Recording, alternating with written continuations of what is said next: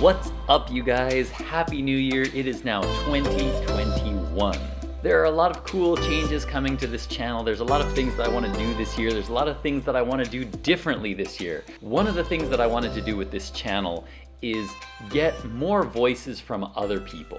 Have more discussions or debates so that more people can hear about different environmental messages from different people. So, with that in mind, I invited Josh Spodek to talk with me. Joshua Spodek is a professor at NYU. He has a PhD, MBA, and he is the host of an award-winning podcast called Leadership and the Environment, which has recently been rebranded as This Sustainable Life.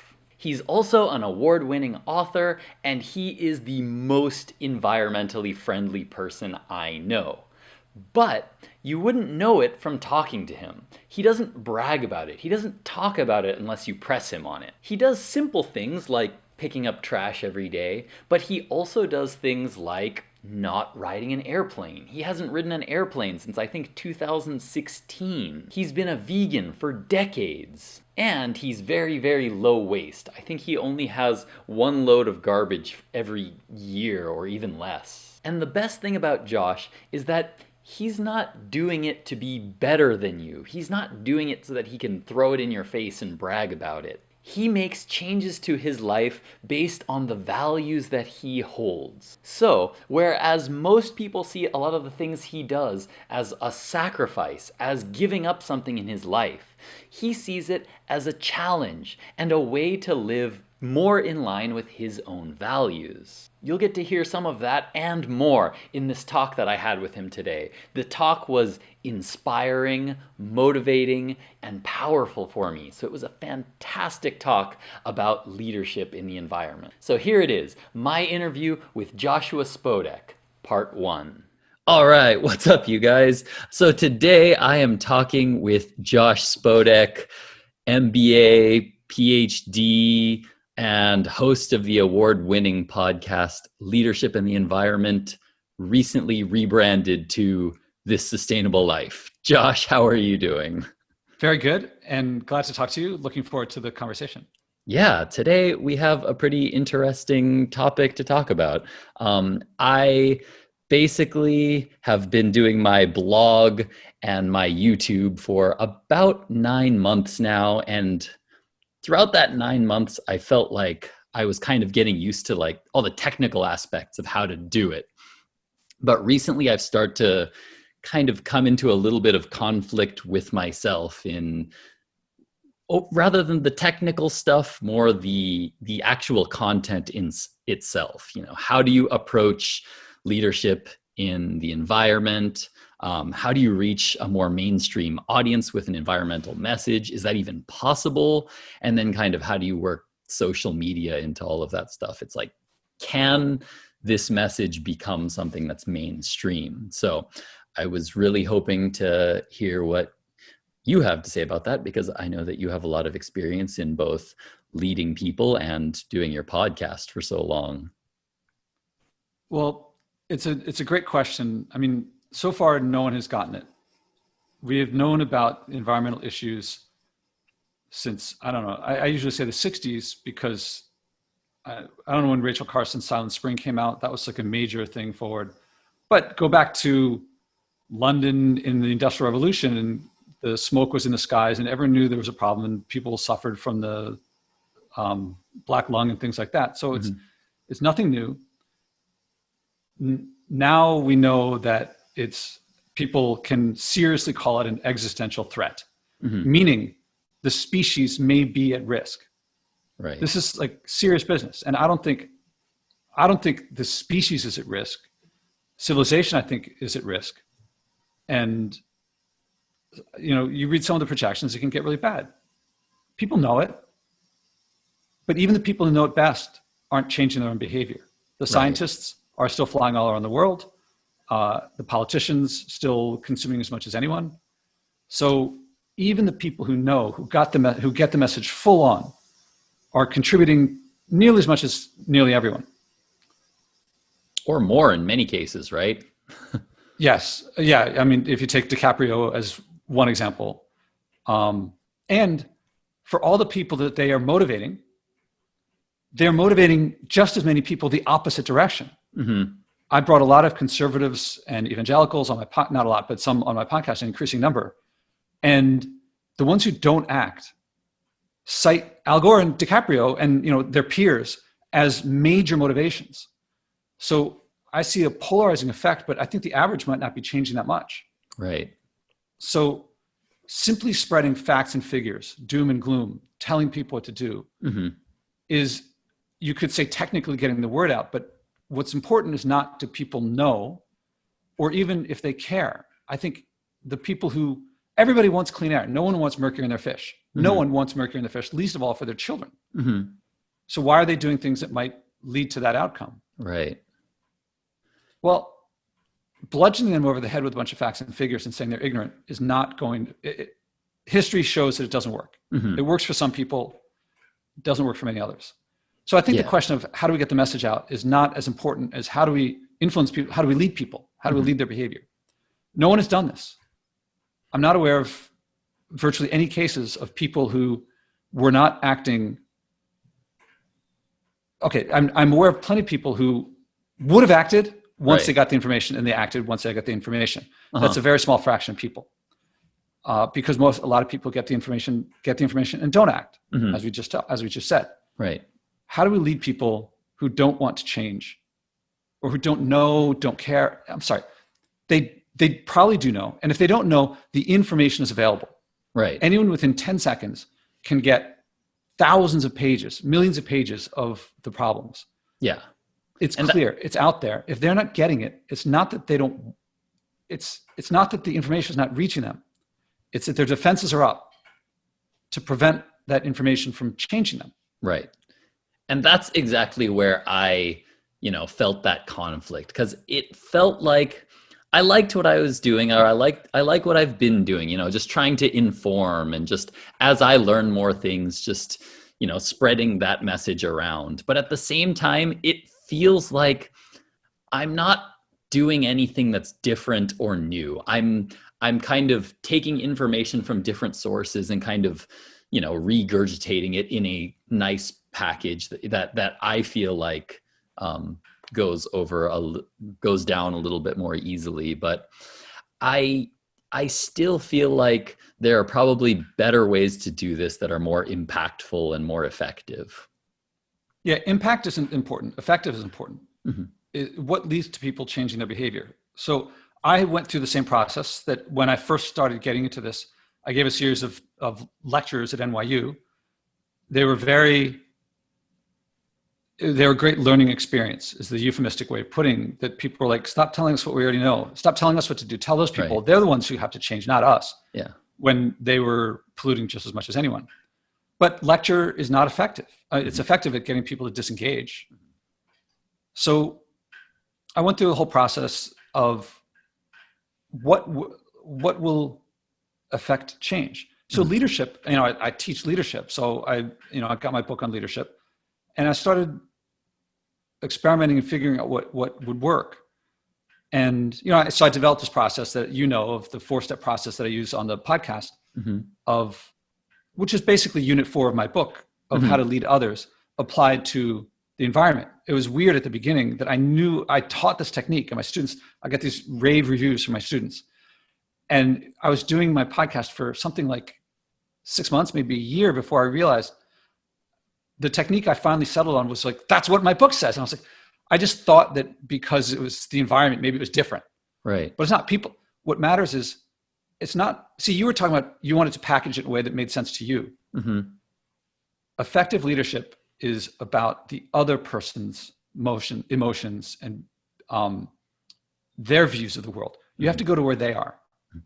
It's, Eisenhower said it very well. It's about getting the other guy, the other person to do your thing for his reason. Mm-hmm. So you have to know what their reasons are, and you have to work with their reasons, their motivations, their view of the world, not yours. Right. So there are very few people out there who are thinking, well, based on the science, based on like what the science of carbon dioxide and sunlight is, then not sunlight, but the heat coming off the earth, Mhm. then I will do X. Right. No one's thinking that way. So if you start talking about that, they're like, that has nothing to do with me. I'm not Right. driving my car because I want carbon dioxide, blah, blah, blah. I'm driving my car because I want to get someplace. I'm not flying because I want to protect the environment. I'm flying because I want to see, Machu Picchu or, see my family. So you have to go to where they are. Right. And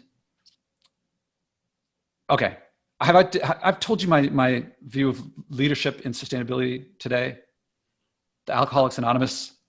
Yeah, I think you have, but go ahead and mention it one more time for anybody who hasn't heard it yet.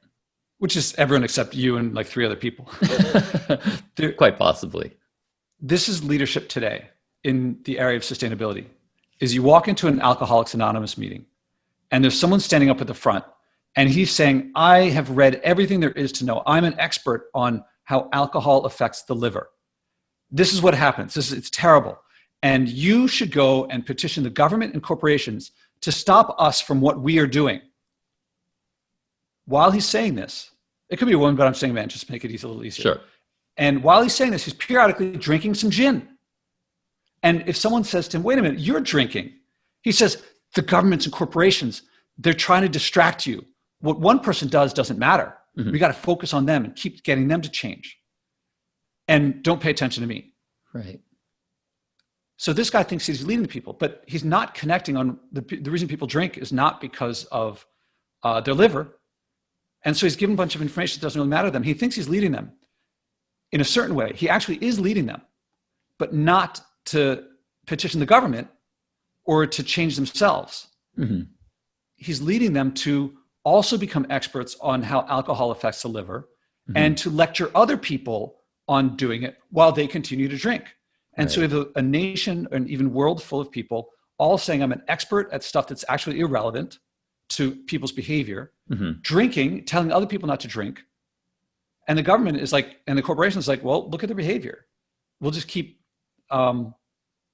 they keep buying the stuff. So we'll just keep producing it. They're not voting any different. Certainly not, I mean, this country, it's like, I guess Biden just won. The pressure cooker is finished. It's all right. No worries. I'll pause the recording and go ahead and take care of it. Okay. So voters are not really, I mean, a politician knows if a voter says one thing and does another, go with the behavior. That's how they're going to vote. And most people, certainly in the United States, it's like price of gas drops, SUV sales go up, even though they know the consequences. Right. So that style of leadership is ineffective, counterproductive. Right. It makes people feel good because they're like, oh, I'm telling people what to do. If they don't do it, it's their fault. But if you want to be effective, I have my strategy. One-on-one, I do the technique. And that works pretty well. I haven't gotten people to completely change their lives to the extent that I have, but they've found the joy in it.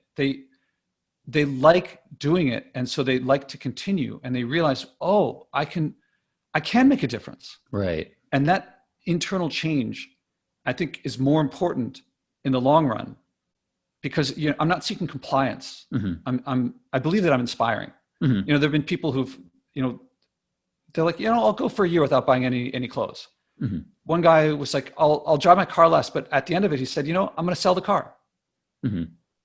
And there's various different things that people have done. This West Point colonel, head of a department, he's changed how he does Christmas with his family. They don't give Christmas gifts. They don't do material gifts anymore. They spend time together as a family. And every year I ask him in November, like, what are the plans? And it's now the 3rd year. And his kids are like, what are we going to do together this year? They don't want the gifts. They're closer, not despite no gifts, but because of no gifts. And let me tell you, when you are at West Point, your priority is the defense of this nation and teaching cadets. Nothing will get in between him and the defense of the nation and teaching the cadets. Now, when cadets come over, he shares with them because they're all tight-knit community there. So they come over to his house sometimes. And he and his family share how less stuff equals more security for the nation, equals better education. And this is just one of many, many stories. So on the individual level, I have that technique. Kind of leading by example. No. It is not leading by example. what I do by myself, everyone is fully capable, and they all, if I don't lead others, they all say, oh, that's good for you, but I can't do that because I have this, I have that. Everyone's got their excuses, their addiction speaking. I do not believe leadership by example works in this area. However, if you do not behave consistently with the behavior that you're asking them about, you have no credibility. So I do what I do for myself to live by my values. It's a matter of my integrity. And I found that even in cases where something like avoiding packaged food, I thought would be a deprivation, a sacrifice. As it's turned out, it's been a joy. It's been everything I expected. It's the opposite. It's cheaper. It's more convenient. Right. It's more accessible in food deserts. So it connects me with people more. So I continue to, and each time I challenge myself, I find that I like the result more. So I keep going farther. Right. People call me extreme, but in terms of history, in terms of how humans behave, I'm actually less extreme. There's never been a time in history when people polluted as much as they do today. Right. So if you look at behavior from every human up until about a couple generations ago, I'm much more in line with them. But now people are, the amount of pollution and damage, and then the damage to their bodies, the obesity, we're dying younger now than previous generations. That seems to me pretty extreme. So it's a matter of who your role models are. My role models are not the average American. Right. It's people who used to actually have to go and like dig their food out of the ground or pick it out of a tree. Right. And I like interacting with my food. It's like interacting with nature. Sure. And I've taken a few digressions. That's okay. That I've talked about leading one person one-on-one. One of my guests said the number one predictor of people installing solar on their homes is not how much money you'd save, how much money it costs, what government incentives. It's how many of your neighbors have it. So in terms of leading large numbers of people, I think community motivates. Right. You see the same pattern with eating habits, drinking habits, smoking habits, fashion. It goes through community. And so on my podcast, I bring in very well-known, my goal is to bring like Oprah, LeBron, Serena, but I bring in well-known people so that people can look. I want people in many communities to say, there's someone in my community is picking up garbage or is, flying less or not at all, so that they can feel like it's not just me. So far, I haven't gotten the huge guests, but I've gotten some very well-known people, Super Bowl winners and Olympic gold medalists and the most viewed TED Talk of all time, McKinsey's 3-time global managing director, and we've become friends. The guests and I usually have a very rewarding interaction where at the end of it, we're like, let's keep in touch. Like the most world-renowned people. Like I can call up a baseball pitcher and chill. Yeah, that's awesome.